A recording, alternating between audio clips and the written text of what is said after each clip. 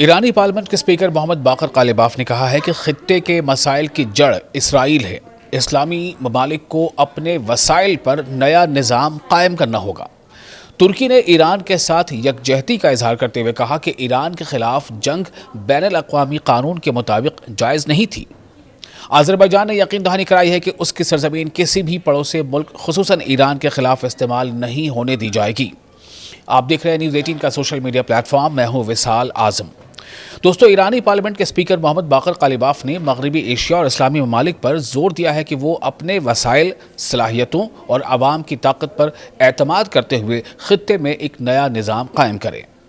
Baku میں اسلامی ممالک کی پارلیمانی یونین کی 20ویں اجلاس کے موقع پر ترک پارلیمنٹ کے اسپیکر نومان کرتبولوش نے اور آذربائیجان کے پارلیمنٹ کے اسپیکر صاحبہ غفاروا سے ملاقات میں قالیباف نے کہا کہ حالیہ جنگوں نے خطے کے ممالک کو اہم سبق دیا ہے۔ انہوں نے کہا کہ ان واقعات سے واضح ہو گیا ہے کہ خطے کے بیشتر مسائل کی جڑ اسرائیل ہے، جبکہ امریکہ کی طاقت کا تاثر بھی اس جنگ کے دوران کمزور ثابت ہوا۔ محمد باقر قالیباف کے مطابق ایران پر ہونے والی امریکی اور اسرائیلی کارروائیاں انتہائی شدید تھیں، تاہم ایران نے بھرپور اور مؤثر جواب دیا۔ انہوں نے ایرانی عوام کے حوصلے اور ثابت قدمی کو بھی سراہا۔ ایرانی اسپیکر نے ایران کی حمایت اور امریکی و اسرائیلی اقدامات کی مذمت پر ترکی کا شکریہ ادا کیا اور کہا کہ اسلامی ممالک کے درمیان اتحاد وقت کی اہم ضرورت ہے۔ دوسری جانب ترک پارلیمنٹ کے اسپیکر نومان کرتبولوش نے ایران کے ساتھ مکمل یکجہتی کا اظہار کرتے ہوئے کہا ہے کہ ایران کے خلاف جنگ کو بین الاقوامی قانون کے تحت جائز قرار نہیں دیا جا سکتا۔ انہوں نے کہا کہ ترکی ایران کی حکومت اور عوام کے ساتھ کھڑا ہے، جبکہ غزہ اور لبنان کے مسائل کو بھی نظر انداز نہیں کیا جانا چاہیے۔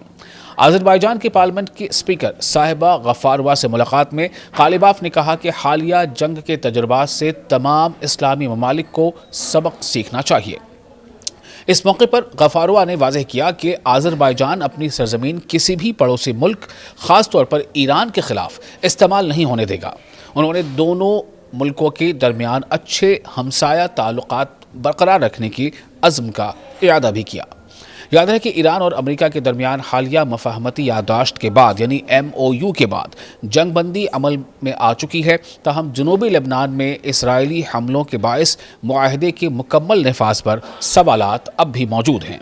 قالیباف کا یہ بیان اس بات کی نشاندہی کرتا ہے کہ خطے میں پائیدار امن اور استحکام کے لیے اسلامی ممالک کے درمیان تعاون اور اتحاد ناگزیر ہے۔ آپ اس بارے میں کیا سوچتے ہیں؟ اپنی رائے ہمیں کمنٹ باکس میں شیئر کریں، ویڈیو کو بھی لائک اور شیئر ضرور کریں۔